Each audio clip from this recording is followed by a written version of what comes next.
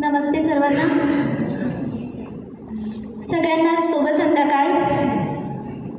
इथे उपस्थित सर्व मान्यवरांचं मी खूप खूप आभारी आहे की आज आम्हाला इथे ऐकण्यासाठी आले आहेत. आणि आम्ही यासाठी हे लुईस ब्रेलची जयंती सेलिब्रेट करतोय की सगळ्यांमध्ये अवेअरनेस असावं. त्यामुळे मित्रांनो, तुम्हाला माहीतच आहे की ब्रेल लिपी ही अंधांसाठी म्हणजे आम्हा सगळ्यांसाठी क्रिएट केलेली लिपी आहे. लुईस ब्रेल ह्यांना फादर ऑफ ब्लाइंड असंही म्हटलं जातं. ह्यांचा जन्म 4 जानेवारी 1809 साली झाला. फ्रान्स येथील पॅरिसमधील कुप्रे गावामध्ये. यांच्या वडिलांचं नाव होतं सायमन ब्रेल. सायमन ब्रेल हे शाही घोड्यांचे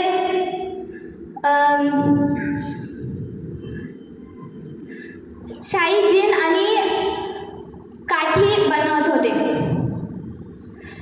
मित्रांनो, एकदा लुई 3 वर्षाचे असताना बालवयामध्येच त्यांनी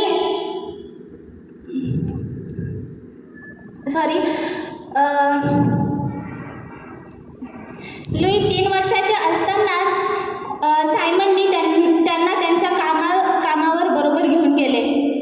आणि लुई एकदम विवेक बुद्धीचा होता, खूप हुशार होता. त्यांना समोरची व्यक्ती जी काही काम करत असेल त्या कामावर एकदम फोकसफुली तो लक्ष द्यायचा आणि तेच परत करण्याचा प्रयत्न करायचा. बाबा कसे काम करतात आहे हे बघत असताना त्याने पण तेच काम करायला घेतलं.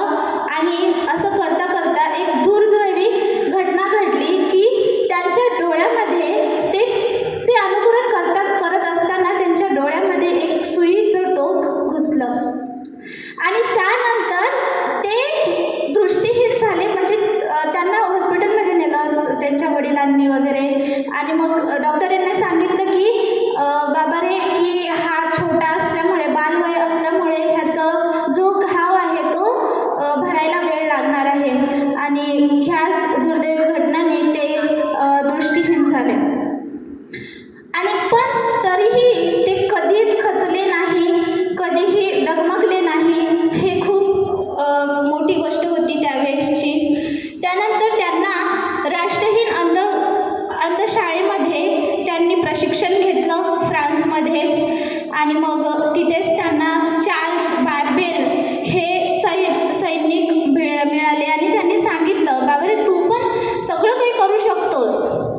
सैनिक जे होते ना मित्रांनो आधीचे, ते कुठलेही काम करत असताना अंधारात काम करायचे. म्हणजे अंधारात त्यांना राहावं लागायचं कुठल्या गुफेमध्ये वगैरे, सुरंगमध्ये.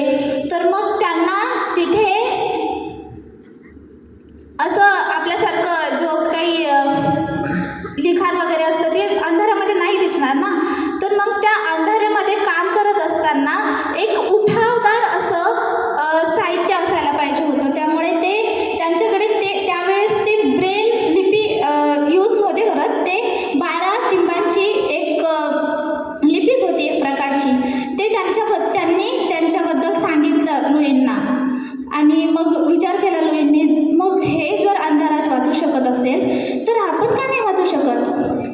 म्हणून लुईंनी ह्या गोष्टीवर संशोधन केलं.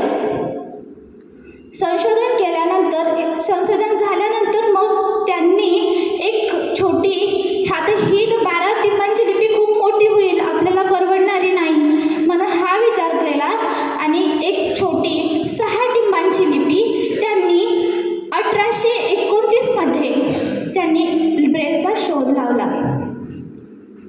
मित्रांनो, कधीही पण दृष्टी महत्त्वाची नसते. एखाद्याला दिसत नाही हे महत्त्वाचं नसतं, खरंच त्यांच्याकडे दृष्टिकोन आहे का तो बघण्याचा. आणि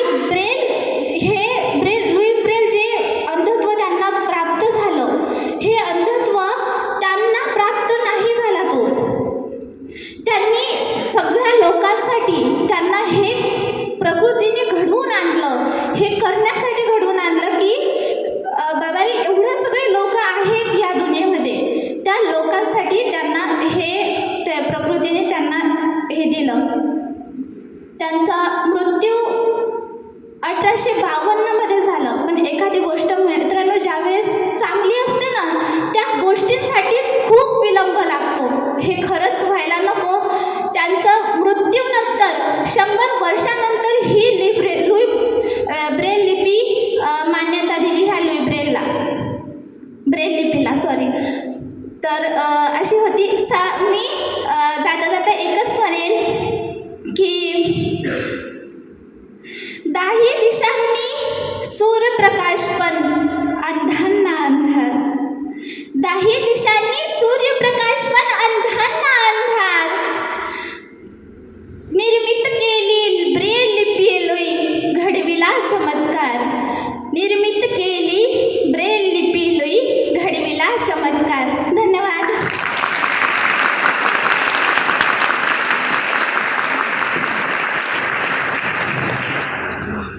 खूप छान चंचल दीदी, तू